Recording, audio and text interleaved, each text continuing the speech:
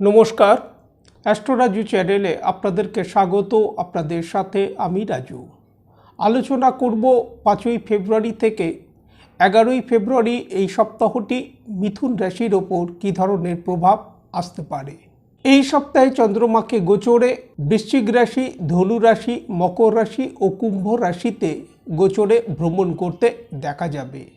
Video শুরু করবার আগে আপনাদেরকে বলবো, যারা যারা অনুষ্ঠানটি দেখছেন প্লিজ চ্যানেলটিকে সাবস্ক্রাইব করতে ভুলবেন না।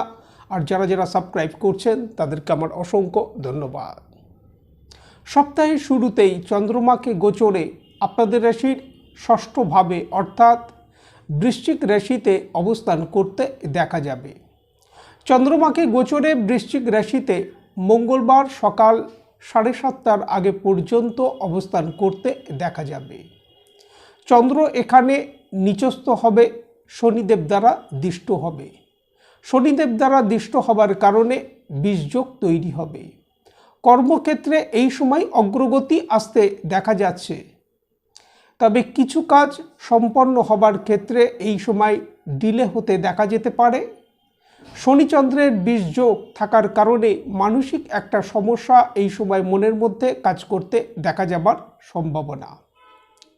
মঙ্গলবার সকাল 7:30টার পর চন্দ্রমা গোচরে আপনাদের রাশির সপ্তমভাবে অর্থাৎ ধনু রাশিতে প্রবেশ করবে এবং বৃহস্পতিবার সকাল 10টার আগে পর্যন্ত চন্দ্রমাকে গোচরে ধনু রাশিতেই অবস্থান করতে দেখা যাবে। চন্দ্রমাকে এখানে শুভতা নিয়ে আসতে দেখা যাচ্ছে।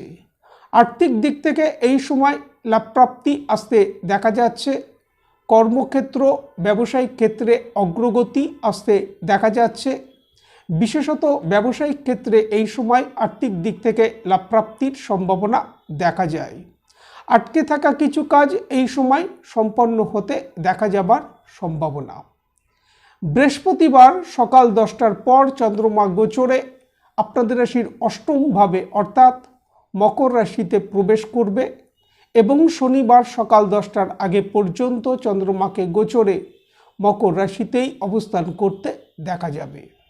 হঠাৎ কিছু প্রাপ্তি এই সময় আসতে দেখা যেতে পারে, তবে মানসিক একটা সমস্যা এই সময় মনের মধ্যে কাজ করতে দেখা যাবে।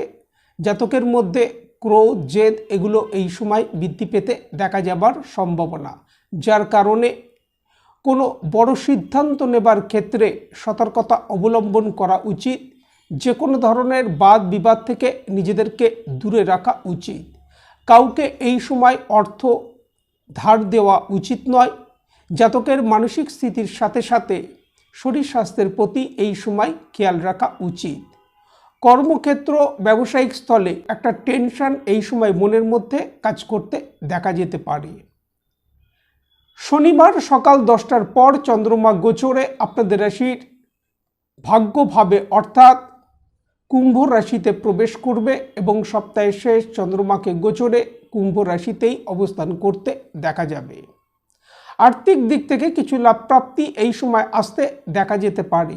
কর্মক্ষেত্র, ব্যবসায়িক ক্ষেত্রে এই সময় অগ্রগতি আসতে দেখা যাচ্ছে, তবে বড় কোনো সিদ্ধান্ত নেবার ক্ষেত্রে কিছুটা সতর্কতা অবলম্বন করা উচিত এবং গৃহে বড়দের সাথে বাদ বিবাদ না আসে এই বিষয়ে সতর্কতা অবলম্বন করা উচিত। প্রেম প্রণয় দাম্পত্য জীবনের ক্ষেত্রে কিছুটা অ্যাডজাস্ট করে চলা উচিত। বিদ্যার্থীদের বিদ্যাক্ষেত্র থেকে একটা স্বাভাবিক রেজাল্ট এই সময় আসতে দেখা যাচ্ছে। ইএনটি রিলেটেড কোনো সমস্যা, পেটের কোনো সমস্যা, হাই বিপি সংক্রান্ত সমস্যার প্রকোপ এই সময় কিছুটা বৃদ্ধি পেতে দেখা যেতে পারে। এই সময় প্রত্যহ ভগবান গণেশজির যদি আরাধনা করা যায় তা থেকে যথেষ্ট লাভপ্রাপ্তির সম্ভাবনা। আজ এই পর্যন্ত। নমস্কার।